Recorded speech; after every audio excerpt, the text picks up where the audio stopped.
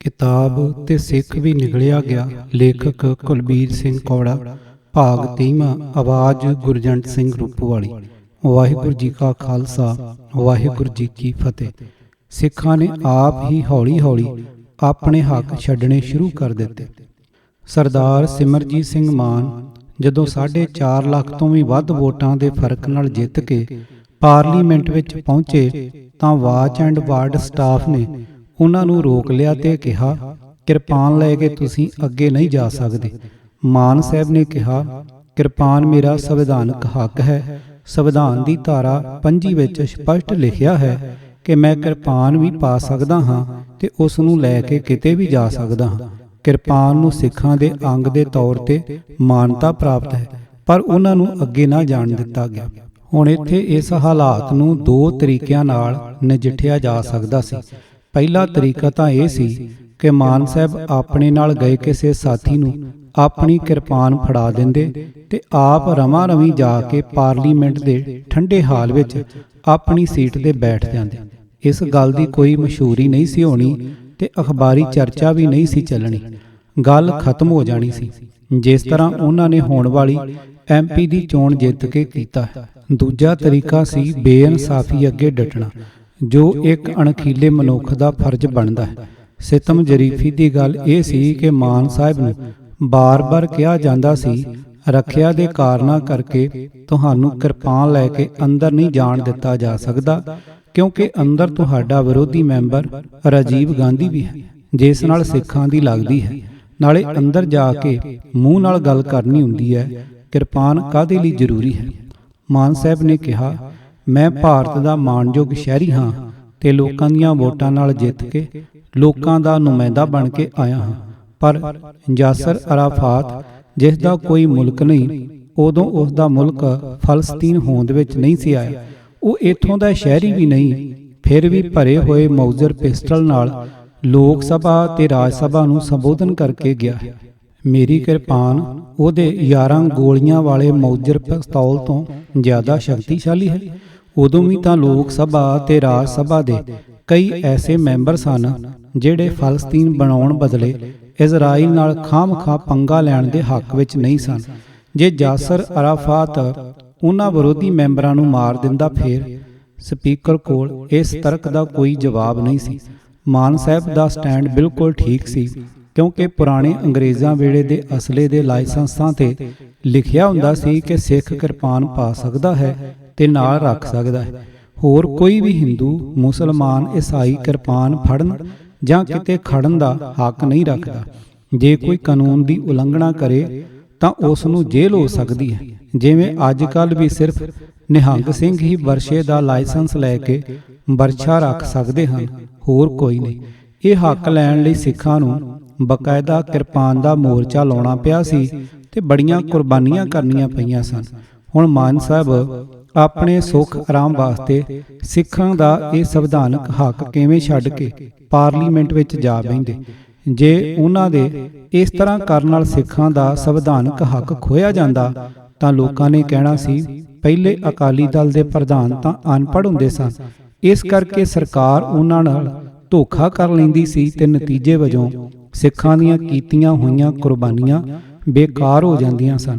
ਪਰ ਤੂੰ ਤਾਂ ਪੜ੍ਹਿਆ ਲਿਖਿਆ ਤੇ ਇਤਿਹਾਸ ਦਾ ਗੋਲਡ ਮੈਡਲਿਸਟ ਸੀ, ਤੂੰ ਕਿਵੇਂ ਗਲਤੀ ਕਰ ਗਿਆ। ਜਿੱਥੇ ਸਰਦਾਰ ਸਿਮਰਜੀਤ ਸਿੰਘ ਮਾਨ ਕਿਰਪਾਨ ਦਾ ਹੱਕ ਖੋਏ ਜਾਣ ਦਾ ਕਲੰਕ ਆਪਣੇ ਤੇ ਨਹੀਂ ਸੀ ਲੈਣਾ ਚਾਹੁੰਦੇ, ਉੱਥੇ ਸਵੈਮਾਨ ਦੀ ਗੱਲ ਇਹ ਸੀ ਕਿ ਇੱਕ ਵਿਦੇਸ਼ੀ ਤਾਂ 11 ਗੋਲੀਆਂ ਦੇ ਭਰੇ ਹੋਏ ਮੌਜਰ ਪਿਸਤੌਲ ਨਾਲ ਲੋਕ ਸਭਾ ਤੇ ਰਾਜ ਸਭਾ ਵਿੱਚ ਬਿਨਾਂ ਕਿਸੇ ਰੋਕ ਟੋਕ ਦੇ ਤੁਰਿਆ ਫਿਰੇ ਤੇ ਇੱਥੋਂ ਦੇ ਸ਼ਹਿਰੀ ਨੂੰ ਉਸ ਦੇ ਸੰਵਿਧਾਨਕ ਹੱਕ ਤੋਂ ਵੀ ਵਾਂਝਿਆ ਰੱਖਿਆ ਜਾਵੇ। ਪਰ ਸ਼੍ਰੋਮਣੀ ਕਮੇਟੀ ਦੇ ਪ੍ਰਧਾਨ ਸਰਦਾਰ ਗੁਰਚਰਨ ਸਿੰਘ ਟੌਹੜਾ ਨੇ ਜਿਹੜੀ ਟਿੱਪਣੀ ਕੀਤੀ ਉਹ ਬਹੁਤ ਹੀ ਸ਼ਰਮਨਾਕ ਸੀ। ਉਹਨਾਂ ਨੇ ਪ੍ਰੈਸ ਕਾਨਫਰੰਸ ਕਰਕੇ ਬਿਆਨ ਦਾਗਿਆ, ਮਾਨ ਨੇ ਕਿਰਪਾਨ ਸਮੇਤ ਪਾਰਲੀਮੈਂਟ ਵਿੱਚ ਜਾ ਕੇ ਗੱਤਕਾ ਖੇਡਣਾ ਹੈ। ਜਦੋਂ ਮਾਨ ਨਹਾਉਣ ਜਾਂਦਾ ਹੈ ਤਾਂ ਕਿਰਪਾਨ ਨਾਲ ਲੈ ਕੇ ਜਾਂਦਾ ਹੈ। ਦਲਿਤ ਨੇਤਾ ਡਾਕਟਰ ਭੀਮ ਰਾਓ ਅੰਬੇਦਕਰ ਨੇ ਜਦੋਂ ਭਾਰਤ ਦਾ ਸੰਵਿਧਾਨ ਲਿਖਿਆ ਤਾਂ ਸਿੱਖਾਂ ਨੂੰ ਕਿਰਪਾਨ ਰੱਖਣ ਤੇ ਪਹਿਨਣ ਦੀ ਛੋਟ ਦਿੱਤੀ ਤੇ ਇਸ ਦੀ ਵਿਆਖਿਆ ਇਸ ਤਰ੍ਹਾਂ ਕੀਤੀ, The wearing and carrying of kirpan shall be deemed to be included in the practice of the Sikh religion. ਕਿਸੇ ਨੇ ਵੀ ਡਾਕਟਰ ਸਾਹਿਬ ਨੂੰ ਭਾਵੇਂ ਇਸ ਵਿੱਚ ਸੁਧਾਰ ਕਰਨ ਲਈ ਨਹੀਂ ਸੀ ਆਖਿਆ, ਪਰ ਫਿਰ ਵੀ ਉਹਨਾਂ ਨੂੰ ਆਪਣੇ ਆਪ ਹੀ ਇਹ ਧਿਆਨ ਆਇਆ ਕਿ ਸਿੱਖ ਵਿਚਾਰੀ ਬੜੀ ਭੋਲੀ ਭਾਲੀ ਕੌਮ ਹੈ, ਜਦੋਂ ਕਿ ਜਿਨ੍ਹਾਂ ਨਾਲ ਇਹਨਾਂ ਦਾ ਵਾਹ ਪੈ ਗਿਆ ਹੈ ਉਹ ਬੜੇ ਸ਼ਾਤਰ ਤੇ ਚਲਾਕ ਲੋਕ ਹਨ। ਇਹ ਸ਼ਬਦ ਪ੍ਰੈਕਟਿਸ ਦਾ ਕਿਤੇ ਗਲਤ ਮਤਲਬ ਕੱਢ ਕੇ ਸਿੱਖਾਂ ਦਾ ਹੱਕ ਖੋਹ ਹੀ ਨਾ ਲੈਣ। ਇਸ ਵਿਚਾਰ ਨੂੰ ਮੁੱਖ ਰੱਖ ਕੇ ਉਹਨਾਂ ਨੇ ਇਹ ਸ਼ਬਦ ਕੱਟ ਦਿੱਤਾ ਤੇ ਉਸ ਦੀ ਥਾਂ ਪ੍ਰੋਫੈਸ਼ਨ ਲਿਖ ਦਿੱਤਾ। ਪ੍ਰੈਕਟਿਸ ਦਾ ਮਤਲਬ ਤਾਂ ਇਹ ਹੋਇਆ ਕਿ ਕਦੇ ਕਿਰਪਾਨ ਲਾ ਲਈ ਤੇ ਜਦੋਂ ਜੀ ਕੀਤਾ ਉਦੋਂ ਪਾ ਲਈ। ਇਸ ਤਰ੍ਹਾਂ ਲੰਮੇ ਸਮੇਂ ਤੱਕ ਇਹ ਹੱਕ ਨਹੀਂ ਸੀ ਚੱਲਣਾ ਤੇ ਸਰਕਾਰ ਨੇ ਖੋਹ ਲੈਣਾ ਸੀ। ਪਰ ਪ੍ਰੋਫੈਸ਼ਨ ਲਿਖਣ ਨਾਲ ਇਸ ਦਾ ਮਤਲਬ ਇਹ ਬਣਿਆ ਕਿ ਇਹ ਇੱਕ ਅੰਗ ਹੈ ਤੇ ਧਾਰਮਿਕ ਵਿਸ਼ਵਾਸ ਹੈ, ਇਸ ਨੂੰ ਸਦਾ ਨਾਲ ਰੱਖਿਆ ਜਾ ਸਕਦਾ ਹੈ। ਇਸ ਸ਼ਬਦ ਦਾ ਡਿਕਸ਼ਨਰੀ ਅਰਥ ਇਹ ਬਣਦਾ ਹੈ, Oxford English dictionary, profession to affirm or declare one's faith in, allegiance to a religion, principle, God, saint, etc. The act or fact of profession, the declaration, promise or vow made on entering or religious order, the profession or religion, the declaration of or belief in and obedience to religion or a religion, hence the faith, a religion which one professes. ਇਸ ਤਰ੍ਹਾਂ ਇੱਥੇ ਜੋ ਸ਼ਬਦ profession ਵਰਤਿਆ ਗਿਆ ਹੈ ਇਸ ਦੀ ਬਹੁਤ ਮਹੱਤਤਾ ਹੈ ਤੇ ਕਿਰਪਾਨ ਤੇ ਕਿਸੇ ਵੀ ਤਰ੍ਹਾਂ ਦੀ ਪਾਬੰਦੀ ਨਹੀਂ ਲਾਈ ਜਾ ਸਕਦੀ। ਮੰਨ ਲਓ ਜੇ ਸਰਕਾਰ ਨੇ ਕੋਈ ਪਾਬੰਦੀ ਲਾਉਣੀ ਹੋਵੇ ਤਾਂ ਉਹ ਸੰਵਿਧਾਨ ਵਿੱਚ ਸੋਧ ਕਰਕੇ ਹੀ ਲਾ ਸਕਦੀ ਹੈ, ਜ਼ਬਾਨੀ ਕਹਿਣ ਨਾਲ ਨਹੀਂ। ਕਾਨੂੰਨ ਵੀ ਇਹੀ ਕਹਿੰਦਾ ਹੈ। According to H.M. Seervai in the Constitutional Law of India 12.33 page 916, any law which prohibited Sikhs from wearing or carrying kirpans would be void unless such law was justified as necessary to public order, though not defined in the Constitution. ਉਪਰੋਕਤ ਸਾਰੀ ਗੱਲ ਵਿੱਚ ਕਿਰਪਾਨ ਦੇ size ਦੀ ਕਿਤੇ ਵੀ ਗੱਲ ਨਹੀਂ ਆਈ। ਜੇ ਹੈ ਤਾਂ ਅਮਨ ਕਾਨੂੰਨ, ਸ਼ਾਂਤੀ, ਸੁਰੱਖਿਆ ਜਾਂ ਲਾ ਐਂਡ ਆਰਡਰ ਦੀ। ਅਜੇ ਤੱਕ ਐਸਾ ਕੁਝ ਨਹੀਂ ਹੋਇਆ ਜਿਸ ਨਾਲ ਕਿਰਪਾਨ ਤੇ ਪਾਬੰਦੀ ਲੱਗਦੀ। ਇਸ ਲਈ ਅਜੇ ਤੱਕ ਕਿਰਪਾਨ ਪਹਿਨਣੀ ਤੇ ਆਪਣੇ ਨਾਲ ਰੱਖਣੀ, ਵੇਅਰਿੰਗ ਐਂਡ ਕੈਰਿੰਗ, ਸਿੱਖਾਂ ਦਾ ਜਮਾਂਦਰੂ ਹੱਕ, ਫੰਡਾਮੈਂਟਲ ਰਾਈਟ ਹੈ। ਕਿਸੇ ਦੇ ਜਮਾਂਦਰੂ ਅਧਿਕਾਰ ਤੇ ਕੋਈ ਪਾਬੰਦੀ ਲਾਉਣੀ ਹੋਵੇ ਤਾਂ ਉਹ ਸੰਵਿਧਾਨ ਸੋਧ ਕਰਕੇ ਹੀ ਲਾਈ ਜਾ ਸਕਦੀ ਹੈ। ਪਹਿਲਾਂ ਅੰਗਰੇਜ਼ਾਂ ਨੇ ਵੀ 25 ਜੂਨ 1914 ਨੂੰ ਕਿਰਪਾਨ ਤੇ ਪਾਬੰਦੀ ਲਾਈ ਸੀ। 19 ਮਈ 1917 ਨੂੰ ਅੰਗਰੇਜ਼ ਸਰਕਾਰ ਨੇ ਪੂਰੇ ਭਾਰਤ ਵਿੱਚੋਂ ਕਿਰਪਾਨ ਤੇ ਪਾਬੰਦੀ ਚੁੱਕ ਲਈ ਸੀ ਤੇ ਕਿਰਪਾਨ ਪਹਿਨ ਕੇ ਸਿੱਖ ਕਿਤੇ ਵੀ ਜਾ ਸਕਦਾ ਸੀ। ਪਹਿਲੀ ਸੰਸਾਰ ਜੰਗ ਤੋਂ ਬਾਅਦ ਹਵਾਲਾ ਚਿੱਠੀ ਨੰਬਰ 6221 ਦੁਆਰਾ ਫੌਜੀਆਂ ਨੂੰ ਵੀ ਕਿਰਪਾਨ ਪਹਿਨਣ ਦੀ ਇਜਾਜ਼ਤ ਦੇ ਦਿੱਤੀ ਗਈ ਸੀ। ਅੰਗਰੇਜ਼ ਸਰਕਾਰ ਵੇਲੇ ਕਿਰਪਾਨ ਦਾ ਹੱਕ ਲੈਣ ਲਈ ਮੋਰਚੇ ਲਾਉਣੇ ਪਏ ਸਨ ਤੇ ਸਿੱਖਾਂ ਨੂੰ ਕਈ ਕੁਰਬਾਨੀਆਂ ਕਰਨੀਆਂ ਪਈਆਂ ਸਨ ਤੇ ਜੇਲ੍ਹ ਕੱਟਣੀ ਪਈ ਸੀ। ਸਰਦਾਰ ਸਿਮਰਨਜੀਤ ਸਿੰਘ ਮਾਨ ਨੂੰ ਇਹ ਵੀ ਡਰ ਸੀ ਕਿ ਜੇ ਕਿਰਪਾਨ ਦਾ ਹੱਕ ਖੋਇਆ ਗਿਆ, ਜਿਹੜਾ ਕਿ ਖੋਇਆ ਹੀ ਗਿਆ ਹੈ, ਤਾਂ ਲੋਕਾਂ ਨੇ ਕਹਿਣਾ ਹੈ ਤੈਨੂੰ ਕੀ ਹੋਇਆ, ਤੂੰ ਕਿਰਪਾਨ ਨੂੰ ਬਾਹਰ ਰੱਖ ਕੇ ਆਪ ਭੱਜ ਕੇ ਅੰਦਰ ਜਾ ਵੜਿਆ ਤੇ ਸਿੱਖਾਂ ਦੀਆਂ ਕੀਤੀਆਂ ਕੁਰਬਾਨੀਆਂ ਨੂੰ ਪੜ੍ਹੇ ਲਿਖੇ ਹੋ ਕੇ ਖੂਹ ਵਿੱਚ ਸੁੱਟ ਦਿੱਤਾ। ਉਹਨਾਂ ਦਿਨਾਂ ਵਿੱਚ ਹੀ ਸਾਡੀ ਪਾਰਟੀ ਨੇ ਪੰਜਾਬ ਵਿੱਚ ਰੋਸ ਮਾਰਚ ਰੱਖਿਆ ਹੋਇਆ ਸੀ। ਸਟੇਜਾਂ ਤੇ ਪੁਕਾਰ ਕੇ ਅਸਾਂ ਇਹ ਗੱਲ ਦੱਸੀ, ਪਰ ਲੋਕਾਂ ਤੇ ਕੋਈ ਬਹੁਤਾ ਅਸਰ ਨਾ ਹੋਇਆ ਤੇ ਉਲਟਾ ਲੋਕ ਮਾਨ ਸਾਹਿਬ ਦੇ ਹੀ ਵਿਰੁੱਧ ਹੋ ਗਏ। ਲੋਕਾਂ ਦੇ ਮੂੰਹ ਤੇ ਇਹੋ ਗੱਲ ਚੜੀ ਹੋਈ ਸੀ, ਮਾਨ ਕਿਰਪਾਨ ਨੂੰ ਫੜ ਕੇ ਬਹਿ ਗਿਆ ਤੇ ਅੰਦਰ ਗਿਆ ਹੀ ਨਹੀਂ। ਪਰ ਬਾਅਦ ਵਿੱਚ ਬੀਬੀ ਬਿਮਲ ਕੌਰ ਖਾਲਸਾ, ਪਤਨੀ ਸ਼ਹੀਦ ਭਾਈ ਬੇਅੰਤ ਸਿੰਘ ਤੇ ਬੀਬੀ ਰਜਿੰਦਰ ਕੌਰ ਬੁਲਾਰਾ ਪਾਰਲੀਮੈਂਟ ਵਿੱਚ ਚਲੀਆਂ ਗਈਆਂ ਸਨ। ਬੀਬੀ ਬੁਲਾਰਾ ਨੇ ਰਾਜੀਵ ਗਾਂਧੀ ਵੱਲ ਹੱਥ ਕਰਕੇ ਕਿਹਾ ਸੀ, ਮਨੁੱਖਤਾ ਦਾ ਕਾਤਲ ਆ ਬੈਠਾ ਹੈ, ਪਰ ਸਪੀਕਰ ਨੇ ਇਹ ਸ਼ਬਦ ਹਾਊਸ ਦੀ ਕਾਰਵਾਈ ਵਿੱਚੋਂ ਹੀ ਕੱਢ ਦਿੱਤੇ। ਅੱਜ ਜੇ ਕੋਈ ਪਿਛਲਾ ਰਿਕਾਰਡ ਵੇਖ ਕੇ ਇਹ ਜਾਣਨਾ ਚਾਹਵੇ ਕਿ ਬੀਬੀ ਬੁਲਾਰਾ ਨੇ ਕੀ ਕਿਹਾ ਸੀ ਤਾਂ ਰਿਕਾਰਡ ਵੇਖਣ ਤੇ ਪਤਾ ਲੱਗੇਗਾ ਕਿ ਕੁਝ ਵੀ ਨਹੀਂ ਸੀ ਕਿਹਾ। ਬੀਬੀ ਬਿਮਲ ਕੌਰ ਖਾਲਸਾ ਨੇ ਵੀ ਜੋ ਖਰੀਆਂ ਖੋਟੀਆਂ ਸੁਣਾਈਆਂ ਉਹ ਵੀ ਹਾਊਸ ਦੀ ਕਾਰਵਾਈ ਵਿੱਚੋਂ ਕੱਢ ਦਿੱਤੀਆਂ ਗਈਆਂ। ਇਸੇ ਤਰ੍ਹਾਂ ਹੀ ਮਾਨ ਸਾਹਿਬ ਵੀ ਜੋ ਕਹਿੰਦੇ ਉਹਨੂੰ ਵੀ ਹਾਊਸ ਦੀ ਕਾਰਵਾਈ ਵਿੱਚੋਂ ਕੱਢ ਹੀ ਦਿੱਤਾ ਜਾਣਾ ਸੀ। ਪਰ ਮਾਨ ਸਾਹਿਬ ਵਿਹਲੇ ਨਹੀਂ ਬੈਠੇ ਰਹੇ। ਉਹਨਾਂ ਨੇ ਕਿਰਪਾਨ ਦੀ ਗੱਲ ਦੁਨੀਆ ਪੱਧਰ ਤੇ ਉਠਾਈ। ਯੂਐਨਓ, ਅਮਰੀਕਾ, ਇੰਗਲੈਂਡ ਤੇ ਹੋਰ ਸਭ ਦੇਸ਼ਾਂ ਨੂੰ ਦੱਸਿਆ ਕਿ ਵੇਖ ਲਓ ਭਾਰਤ ਦੀ ਸਰਕਾਰ ਨੇ ਕਿਵੇਂ ਸਿੱਖਾਂ ਦਾ ਹੱਕ ਧੱਕੇ ਨਾਲ ਖੋਹਿਆ ਹੈ। ਅਮਰੀਕਾ ਦੀ secretary of state madam Robin Raphel Bharat ਆਈ ਤਾਂ ਮਾਨ ਸਾਹਿਬ ਨੂੰ ਉਸਨੇ ਪੁੱਛਿਆ, ਤੁਸੀਂ ਕਿਰਪਾਨ ਤੋਂ ਬਿਨਾਂ ਪਾਰਲੀਮੈਂਟ ਵਿੱਚ ਕਿਉਂ ਨਹੀਂ ਜਾਂਦੇ? ਤਾਂ ਮਾਨ ਸਾਹਿਬ ਨੇ ਕਿਹਾ, ਯੂਅਰ ਐਕਸੀਲੈਂਸੀ, ਅਮਰੀਕਾ ਵਿੱਚ ਕਿੰਨੇ ਰਾਸ਼ਟਰਪਤੀ ਗੋਲੀ ਨਾਲ ਮਾਰੇ ਜਾ ਚੁੱਕੇ ਹਨ? ਉਸਨੇ ਕਿਹਾ 4। ਮਾਨ ਸਾਹਿਬ ਨੇ ਪੁੱਛਿਆ, 4 ਰਾਸ਼ਟਰਪਤੀ ਮਰ ਜਾਣ ਤੇ ਤੁਸਾਂ ਅਸਲੇ ਤੇ ਪਾਬੰਦੀ ਲਾ ਦਿੱਤੀ ਹੈ? ਰੋਬਿਨ ਰੈਫਲ ਨੇ ਕਿਹਾ, ਅਸੀਂ ਲੋਕਾਂ ਦੇ ਅਧਿਕਾਰਾਂ ਤੇ ਕਿਵੇਂ ਪਾਬੰਦੀ ਲਾ ਸਕਦੇ ਹਾਂ? ਤਾਂ ਮਾਨ ਸਾਹਿਬ ਨੇ ਕਿਹਾ, ਇੱਥੇ ਕਿਰਪਾਨ ਨਾਲ ਅੱਜ ਤੱਕ ਇੱਕ ਬੰਦਾ ਵੀ ਨਹੀਂ ਮਰਿਆ, ਪਰ ਫਿਰ ਵੀ ਇਹਨਾਂ ਨੇ ਮੇਰੇ ਕਿਰਪਾਨ ਰੱਖਣ ਦੇ ਅਧਿਕਾਰ ਤੇ ਪਾਬੰਦੀ ਲਾ ਦਿੱਤੀ ਹੈ।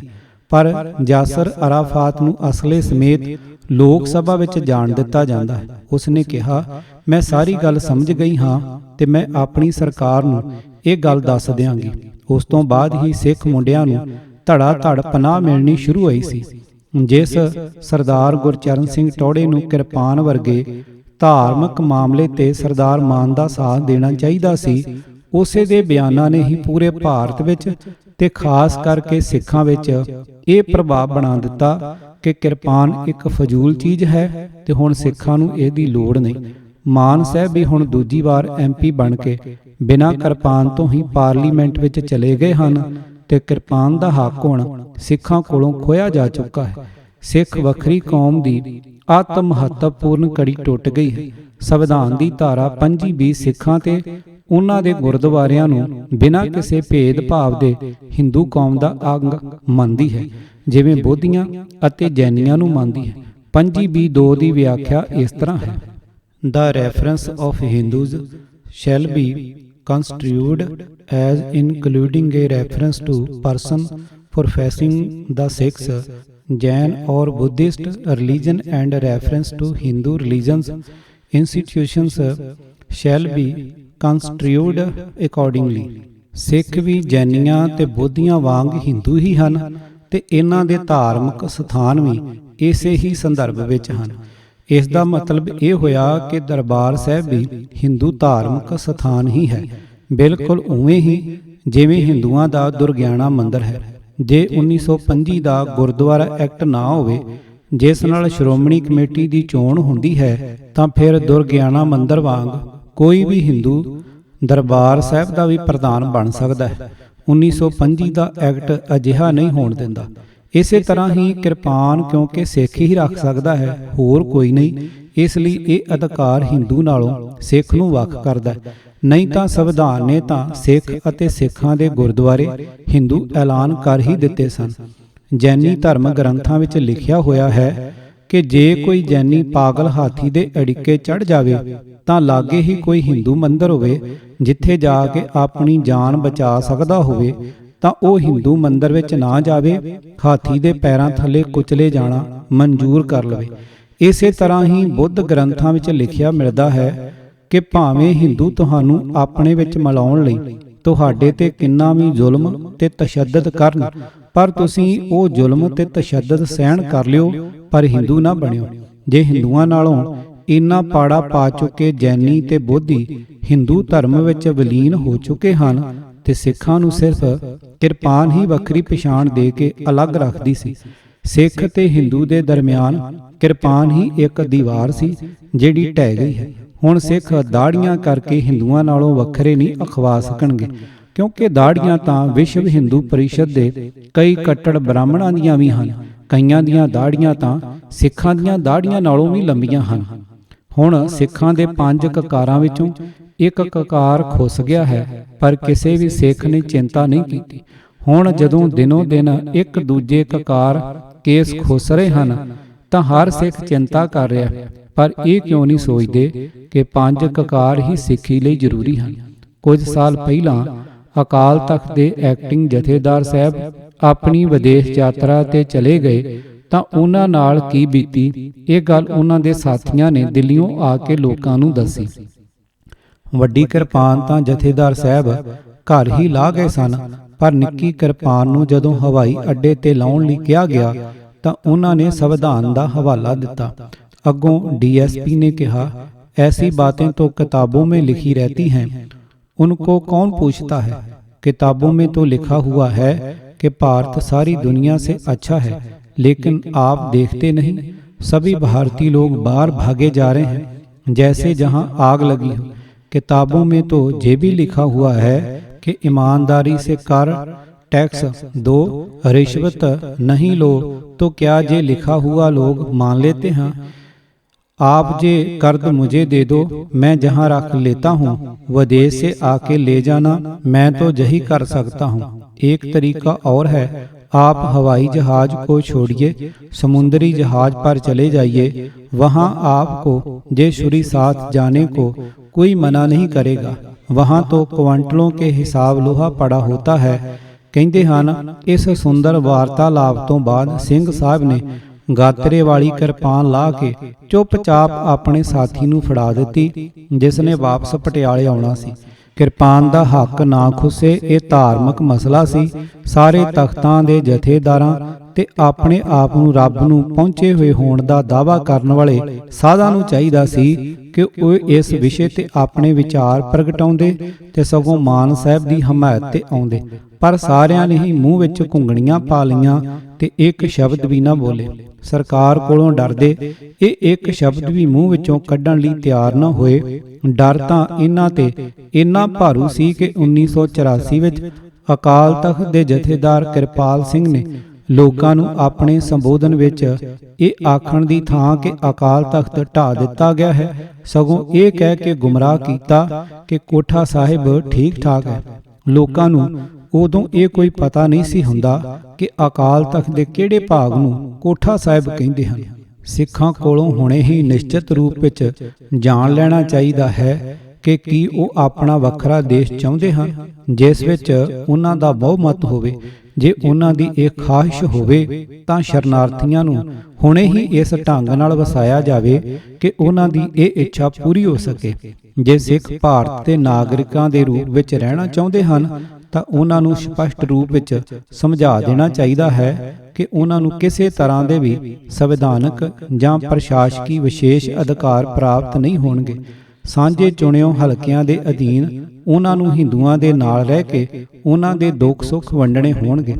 ਇਸ ਦਾ ਉੱਤਰ ਦਿੰਦੇ ਹੋਏ ਪੰਡਿਤ ਨਹਿਰੂ ਨੇ ਕਿਹਾ ਕਿ ਮਾਸਟਰ ਤਾਰਾ ਸਿੰਘ ਇੱਕ ਦਿਨ ਪਹਿਲਾਂ ਹੀ ਉਹਨਾਂ ਨੂੰ ਮਿਲੇ ਸਨ। ਉਹਨਾਂ ਨੇ ਸਿੱਖ ਆਗੂਆਂ ਨੂੰ ਇਹ ਪੁੱਛਿਆ ਸੀ ਕਿ ਕੀ ਉਹਨਾਂ ਦਾ ਭਾਈਚਾਰਾ ਖਾਲਿਸਤਾਨ ਚਾਹੁੰਦਾ ਹੈ। ਪੰਡਿਤ ਨਹਿਰੂ ਨੇ ਕਿਹਾ ਕਿ ਇਸ ਗੱਲ ਤੇ ਮਾਸਟਰ ਤਾਰਾ ਸਿੰਘ ਦਾ ਮੂੰਹ ਉਤਰ ਗਿਆ।